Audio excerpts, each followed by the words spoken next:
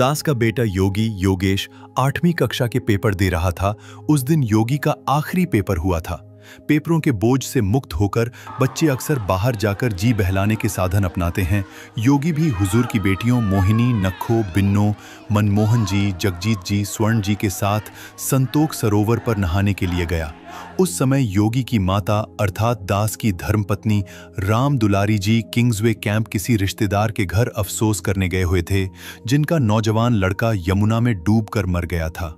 दास उस समय प्रकाशन विभाग के दफ्तर में बैठा भापा रामचंद जी कपूरथला वालों के जीवन पर लेख लिख रहा था।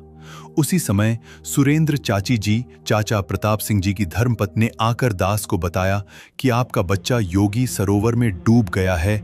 निरंजन सिंह जी उसे लेकर आए हैं और कोठी के बरामदे में लिटा रखा है। वहां हुजूर बाबा जी भी पहुंच गए हैं। जब ये पता लगा कि बाबा गुरबचन सिंह जी भी वहां योगी के पास खड़े हैं तो दास को विश्वास हो गया कि जो होगा ठीक होगा। दास ज्यों ही हुजूर के पास पहुंचा तो बाबा जी ने फरमाया, यात्रा तो लगता है संपन्न हो चुकी है। देखते ही देखते ये खबर सारी कॉलोनी में फैल गई। कोठी और कॉलोनी के लोग इकट्ठे होने शुरू हो गए। हुजूर ने पास ही खड़े श्री ढेरा शाह जी से कहा, शास्त्री जी को साथ ले जाओ और बच्चे की मां को ले आओ। दास अभी कुछ कदम ही बढ़ा था कि पूज्य निर्माण जी, बहन सीता जी व अन्य महापुरुष जिन्होंने बाबा जी का वचन नहीं सुना था, दास को कहने लगे, पानी में डूबा हुआ बंदा तो 12 घंटे तक जीवित रह सकता है, बच्चे को फटाफट किसी अस्पताल ले जाओ। कुछ महात्मा मटका ले आए और पेट में से पानी निकालने का यत्न करने लगे, लेकिन दास देख चुका था कि बच्चे की मौत सिर पर चोट लगने के कारण हुई थी, न कि डूबने के कारण, क्योंकि जब पेट से पानी निकालने का यत्न किया गया तो पानी नहीं निकला। पास खड़े डॉक्टर ने बताया कि यह मृत्यु ब्रेन हैमरेज से हुई है। फिर सद्गुरुदेव ने फरमा दिया कि यात्रा संपन्न हो गई है, तो समझो अब संपन्न ही है। दास अपनी धर्मपत्नी को लेने जा रहा था कि वो रास्ते में ही आती हुई मिल गई। पूज्य ढेरा शाह जी और दास ने राम दुलारी को कार में बैठा लिया। दास ने धीरे धीरे उसे बताना शुरू किया कि घटना जो होनी थी वो हो ही चुकी है। अब तो यही मानना है, सतगुरु निरंकार जो करता है ठीक ही करता है, और इसका प्रमाण भी देना है। कॉलोनी पहुंचते ही दास के बाकी दोनों बच्चे विमलेश और अरुण अपनी मां से मिले।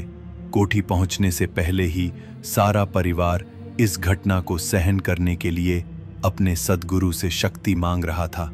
हुजूर ने दास को हुक्म दिया कि कालका जी से रिश्तेदारों को बुला लो, क्योंकि आज शाम को ही अंतिम संस्कार भी करना है। संयोगवश उसी शाम बाबा जी और निरंकारी राजमाता जी के दूर देशों की यात्रा पर जाने से पहले विदाई समारोह का कार्यक्रम लाल किले के सामने वाले ग्राउंड में रखा गया था। बाबा जी और निरंकारी राजमाता जी दोनों बच्चे के अंतिम संस्कार के समय उपस्थित थे। वहीं हुजूर ने दास को बुलाया और हुक्म दिया, आज प्रोग्राम बाहर है और मंच संचालन की ड्यूटी आपने ही देनी है। रिश्तेदारों को यहीं से विदाई दे दीजिए। दास ने उसी समय सतगुरुदेव के चरणों में शीश रखा और हुजूर के द्वारा सिर पर हाथ रखते ही ऐसा लगा जैसे धैर्य और साहस की असीम शक्ति प्रवाहित होकर दास के रोम रोम में बस गई हो। गुरुदेव ने मेरे अंदर असीम शक्ति भर दी थी, जिस कारण दास बाबा जी का हुक्म ज्यों का त्यों मानने में सफल हो सका। कहते हैं ये दुनिया दो मुंह वाले सांप की तरह है, जहां भी चले जाए डक मार देती है। वैसे ही दास के साथ भी हुआ। तरह तरह की आवाजें सुनाई देने लगीं। कोई कहता, वाह वाह हासिल करने के लिए और लोगों पर अपने भक्त होने का प्रभाव डालने के लिए आज भी संगत की स्टेज चला रहा है। मगर दास को तो सतगुरु का हुक्म ही याद था। हुजूर ने 2-3 दिनों में ही दूर देशों की यात्रा के लिए जाना था, इसलिए योगी के भोग की संगत भी बाबा जी की हुजूरी में जल्दी ही रख ली गई। इस दिन भी फिर दास को स्टेज चलाने की ड्यूटी दी गई। कोई कहे शायद शोहरत का भूखा है। वाकई गुरु की ताकत काम कर रही है, वरना ऐसा कौन सा बाप है जो इस तरह अडोल रह सकता है। चारों तरफ से आवाजें और होनहार बच्चे का वियोग। सब कुछ कभी कभी तो असहनीय हो जाता है। सिवाय सतगुरु के कोई और सहारा भी तो दिखाई नहीं दे रहा था। इसलिए दास बाबा गुरबचन सिंह जी के पास गया और दिल की बात कह सुनाई। आगे से सतगुरु बाबा जी ने गुरमत के सिद्धांत को समझाते हुए फरमाया, महापुरुष ऐसी बातों की परवाह नहीं करते। आपका यश हो जाता तो शायद ये घटना भक्ति के आदेशों को सामने ना ला पाती, ये एक दुर्घटना ही बनकर रह जाती। इस भाणे को इलाही हुक्म मानकर आपने प्रभु के घर में अपनी जगह बना ली है। हुजूर के इन शब्दों ने दास को असीमित धैर्य प्रदान किया। भोग से अगले दिन दास अपने कार्यालय में गया। वहां पर भी सभी कर्मचारियों ने घेर लिया और लगे अपनी अपनी हमदर्दी जताने। किसी ने वापस कालकाजी शिफ्ट करने की सलाह दी, किसी ने कुछ और कहा, परंतु उस समय भी दातार ने दास के घट में बैठकर यही बात कहलवाई कि यदि बच्चे की उम्र इतनी ही थी तो हम कहीं भी होते, यात्रा तो संपन्न हो ही जानी थी। जीवन और मरण दातार प्रभु के ही हाथ में है। मनुष्य का कर्म यही है कि दातार के किए को मीठा करके माने और यह मानने के लिए ताकत भी दातार से ही मांगे। उस दिन दास के घर एक और अजीब घटना घटी। दास की गैर हाजिरी में हमारे कुछ दुनियावी रिश्तेदार एक ज्योतिषी को हमारे घर ले आए, जिसने मेरी धर्मपत्नी को बताया, तुम्हारे बच्चे ने तो अभी 5 साल और जीना था, तुमने उसे जीते जी ही अग्नि की भेंट कर दिया है। मेरी धर्मपत्नी, जिसने अब तक अपनी भावनाओं को बांध रखा था, उसकी ममता फिर फूट पड़ी। उसके दिल में शंका पैदा हो गई कि कहीं हम सचमुच ही अपने बच्चे को जीवित ही अग्नि की भेंट तो नहीं कराए। शाम को जब दास घर पर पहुंचा तो घर के बदले हुए माहौल को देखकर समझ गया कि अवश्य कोई बात हुई। मेरे बहुत पूछने पर मेरी पत्नी ने ज्योतिषी वाली बात कह सुनाई। दास ने उसे बताया कि उसे शायद पता नहीं कि डॉक्टरों ने तो उसी समय बेटे को मृत घोषित कर दिया था, क्योंकि मौत ब्रेन हैमरेज, दिमाग की नस फटने के कारण हुई थी, न कि डूबने से।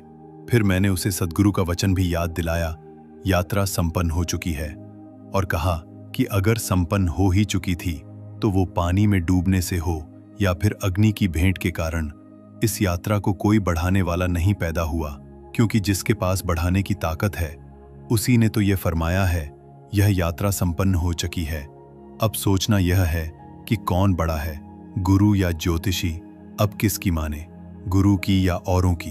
अगर तन धन गुरु निरंकार के हवाले है तो उसे पता है कि हमारी बेहतरी किस में है।